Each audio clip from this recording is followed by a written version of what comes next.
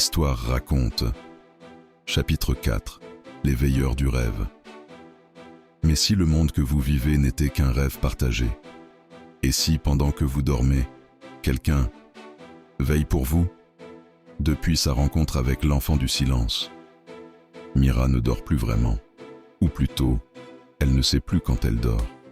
Chaque fois qu'elle ferme les yeux, elle se réveille ailleurs.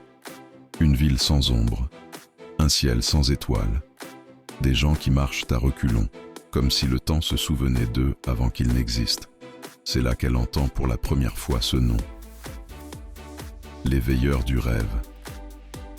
Une femme aux yeux couleur d'argent lui explique. Quand l'humanité s'endort, nous gardons le fil du monde. Mais depuis qu'Elior a réveillé le cœur du temps, les rêves s'effondrent. Les humains rêvent à l'envers. Certains ne se réveillent plus. Mira sent son cœur se serrer. L'aiguille de la montre d'Elior affiche au mont Beu, 23-26. Encore un battement, encore une fracture dans la spirale du temps.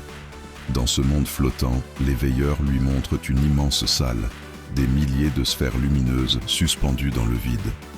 Chaque sphère est un rêve humain, un fragment d'âme, et certaines commencent à s'éteindre. Chaque fois qu'un rêve s'efface, dit la femme d'argent, une mémoire disparaît dans le monde réel. Les gens oublient qui ils étaient. Mira avance entre les sphères. Elle en effleure une du bout des doigts. Un éclat doré jaillit. Elle revoit Elior, vivant, souriant, réparant la montre sous un ciel d'orage. Puis, derrière lui, l'enfant du silence, qui chuchote, n'écoute pas les veilleurs. Certains d'entre eux ont oublié pourquoi ils veillent. Le rêve tremble. Les sphères éclatent une à une. Le sol s'effrite sous ses pieds. Elle tombe, ou croit tomber. Et lorsqu'elle rouvre les yeux, elle est dans une chambre. Une vieille chambre qu'elle reconnaît, celle où elle dormait enfant. Sur la table de chevet, une photo d'elle, avec Elior, jeune. Mais Elior ne pouvait pas être là. Ils ne s'étaient jamais rencontrés avant. La montre à gousset repose sur le lit, ouverte. L'aiguille bouge toute seule, comme si elle hésitait entre jaune, 23-26 ans, et 23-27. Puis une voix, douce mais troublante, résonne. Mira, pour comprendre le rêve, tu dois te souvenir de ton premier oubli. Elle ferme les yeux, et un souvenir revient. Une fille qui joue près d'un lac. Un vieil homme lui offre une montre, et il dit « Quand tu seras grande, le temps viendra te chercher. » Mira comprend enfin. Elle n'a jamais trouvé le cœur du temps. Elle l'a perdu. Elle l'a gardé une vie entière sans s'en souvenir. Elior était peut-être une autre version d'elle-même, dans un autre cycle du temps. La lumière du rêve s'intensifie.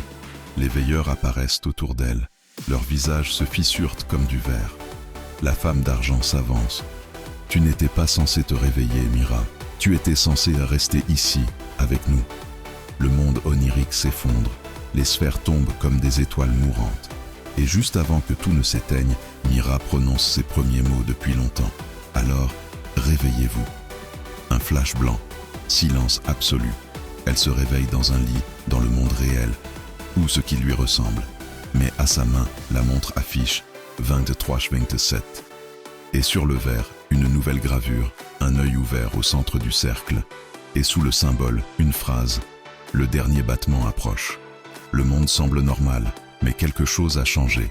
Les rêves se souviennent maintenant d'elle. Et quelque part, dans l'ombre, un tic-tac se remet à battre. Histoire raconte. Et dans le prochain chapitre, l'unanimité, le temps cessera de battre pour enfin respirer.